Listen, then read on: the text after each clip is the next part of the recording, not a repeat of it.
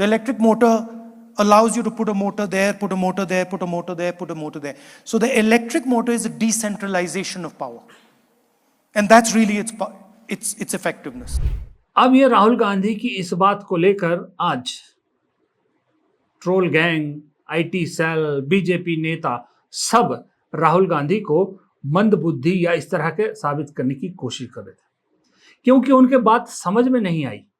उनको लग रहा था राहुल गांधी जो है वो बेवकूफ़ों वाली बात करें कि 100 किलो की बाइक, 3000 किलो की गाड़ी, बाइक पे 2 आदमी, गाड़ी में 1 आदमी, कभी इधर कभी उधर। अरे भाई अकल के दुश्मनों, जब अकल बट रही थी तब भी क्या मोदी जी की भक्ति में लगे हुए थे? काश तब तो आप में से कुछ लोग अकल बंटने वाली लाइन में लगे होते तो आज ये हाल ना होता। ये राहुल गांधी की भाषा पे जो पकड़ है या जो बोलने का अंदाज है उसकी कमी हो सकती है, लेकिन समझने वाले को ये बयान कितना दमदार है ये समझ में आता है। मैं आपको बताता हूं राहुल गांधी क्या कहना चाह रहे हैं। राहुल गांधी सवाल जब पूछते हैं कि भाई बाइक 100 किलो की क्यों होती है और गाड़ी 3000 किलो की क्यों होती है, जबकि गाड़ी में कई बार क्या ज्यादातर एक आदमी ड्राइव कर रहा होता है और बाइक पर ज्यादातर आपको 2 आदमी दिखते हैं। ये सवाल उन्होंने पूछा था और उसके जवाब में भी उन्होंने बताया कि दरअसल ये सारा खेल इंजन का है। दरअसल राहुल गांधी समझा रहे थे कि जो 100 किलो की बाइक होती है, जब आमने सामने बाइक की टक्कर होती है किसी भी गाड़ी से, तो तब क्या होता है, तब जो बाइक का इंजन क्योंकि खुले में होता है, तो जब बाइक आमने सामने टकराती है तो इंजन खुल के साइड में गिर जाता है, जिससे उस बाइक पे बैठे सवारियों को इंजन की वजह से कोई ज्यादा नुकसान नहीं होता। जबकि गाड़ी अगर आमने सामने टक्कर होती है तो गाड़ी का जो इंजन आगे होता है वो उस टक्कर में अंदर आने का डर रहता है, जिससे जो गाड़ी चला रहा होता है उस आदमी को नुकसान पहुंचने का डर रहता है। इसलिए दोनों के वजन में फर्क होता है। 100 किलो की बाइक से इसलिए वजन कम रखा जाता है बाइक का, ताकि वो इंजन छटक के परे चला जाए। इंजन के लिए बहुत बड़ा तामझाम करने की जरूरत नहीं होती, जबकि गाड़ी को 3000 किलो की इसलिए बनाना पड़ता है कि उसमें मजबूती देनी पड़ती है ताकि आमने सामने की टक्कर में वो इंजन गाड़ी के अंदर ना आ जाए और गाड़ी चलाने वाले को ना कुचल दे। ये राहुल गांधी समझा रहे थे, लेकिन ये समझ में आया उनके जो पढ़े लिखे थे, ये समझ में आया उन स्टूडेंट्स के जो उनको राहुल गांधी समझा रहे थे, लेकिन इस देश के गोबर पर जिंदा रहने वाले अंधभक्तों को ये बात समझ में नहीं आई, क्योंकि उन्हें तो ऊपर से एक लिखित मैसेज व्हाट्सएप में आता है सुबह कि आज इस लाइन को लेकर राहुल गांधी को इस चीज पर ट्रोल करना है, और वो कर रहे हैं। अब ट्रोल करने का लेवल देखिए, राहुल गांधी के फोबिया का असर देखिए कि राहुल गांधी से कितने ग्रसित है, राहुल गांधी के बगैर कैसे छटपटाते हैं, और राहुल गांधी सुबह से शाम तक किस कदर उस बीमारी का शिकार हो चुके हैं उसका आपको लेवल दिखाता हूं।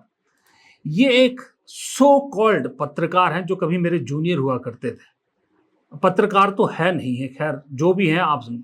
हर्षवर्धन त्रिपाठी बहुत से चैनलों पे जाते हैं, क्या लिखते हैं राहुल गांधी के उस बयान जो मैंने आपको सुनाया कि क्या कहना चाहते हो भाई राहुल गांधी, कि मुझे बहुत चिंता हो रही है, राहुल जी के ऊपर इतना दबाव है कि कुछ भी बोल रहे हैं। पुश के बाद अब ये नया शाहकार पेश है, put motor there put motor here. मैं गंभीरता से कह रहा हूं कि राहुल गांधी ये सब नहीं झेल पा रहे हैं, उन्हें आराम की राजनीति के जंजाल से बाहर निकलने की सख्त आवश्यकता है।